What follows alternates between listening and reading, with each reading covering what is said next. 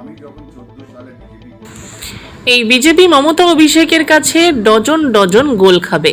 এবার বিস্ফোরক জয় ব্যানার্জি। আমি যখন 14 সালে বিজেপি করতে এসেছিলাম তখন নরেন্দ্র মোদী প্রধানমন্ত্রী হননি, বিজেপিও ভারতের শাসনভার নেননি, গ্রহণ করেনি। তখন কংগ্রেসেরই জামানা ছিল। তখন যে বিজেপিকে আমি দেখেছি, এক আদর্শবান বিজেপি,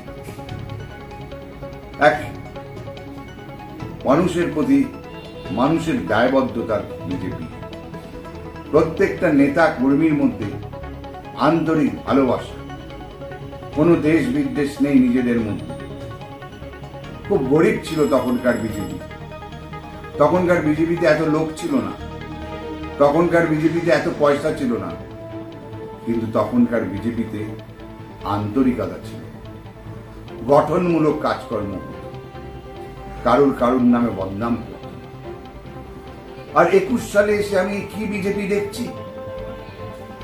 এই বিজেপির জন্য আমি প্রায় জান দিয়েছি। 14 সালের থেকে একেবারে দার্জিলিং থেকে গঙ্গাসাগর অব্দি পতাকা কাঁধে নিয়ে আমি বিজেপির এবং নরেন্দ্র মোদীর প্রচার করেছি।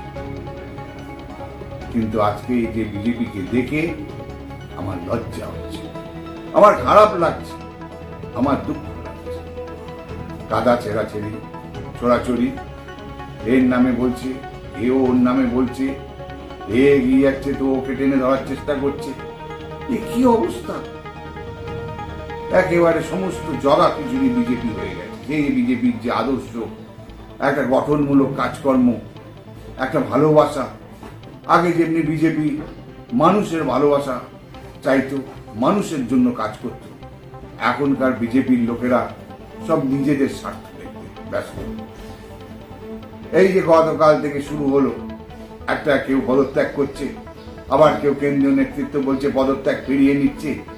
এই সব নটঙ্গি বনা বিজেপিতে চললে, আমি বলে রাখলাম, তাতে আপনারা যে যাই মনে করুন, মমতা ব্যানার্জি এবং অভিষেক ব্যানার্জির কাছে আপনারা পঞ্চায়েতে এবং পৌরসভায় ডজন ডজন গোল খাবেন।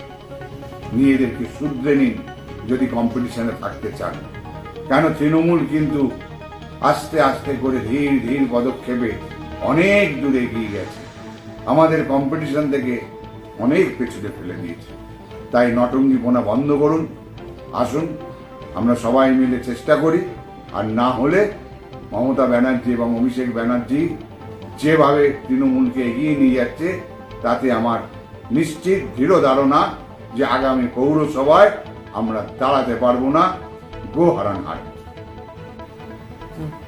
এই যে পেট্রোল 100 টাকা পেরিয়ে গেছে, ডিজেলও প্রায় 90 টাকা পেরিয়ে গেছে। আজকে যারা টেন্ডারবাজিতে, যারা পার্টির টাকায়, যারা অফিসের টাকায়, যারা বিভিন্ন অসৎ পথে রোজগারের উপায় টাকায় তেল কেনে, তাদের গায়ে হয়তো লাগবে না, কিন্তু আমাদের মতন মধ্যবিত্ত যারা আমরা মাথার গাম পায়ে ফেলে তেল কিনি, তাদের গায়ে লাগবে। জানেন, আমি যখন গাড়ি চড়ি, আমি চালকের পাশ দিয়ে আমি দেখি, তাদের পাশ দিয়ে যে তেলের কাঁটাটা কতটা নেমে যাচ্ছে, কখন তেল নিতে হবে। চরম অবস্থা হয়ে গেছে। বাঙালি মধ্যবিত্তের এই তেল ডিজেলের দাম বেড়ে যাওয়াতে চরম অবস্থা হয়ে গেছে।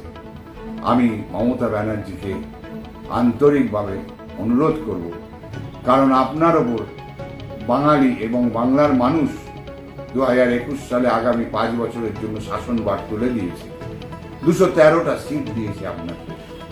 এর মুশকিল আসান আপনাকেই করতে হবে। আপনাকে তাই অনুরোধ করব যে আপনি শ্রী নরেন্দ্র মোদীর সাথে বসে মিটিং করে, যে করেই হোক, এই তেলের দামটা কমান। তেলের দামটা যেভাবে বাড়ছে এবং যেভাবে বেড়েছে, আমাদের মতন মধ্যবিত্তরা আমরা পারছি না, আমাদের না বিশ্বাস হচ্ছে।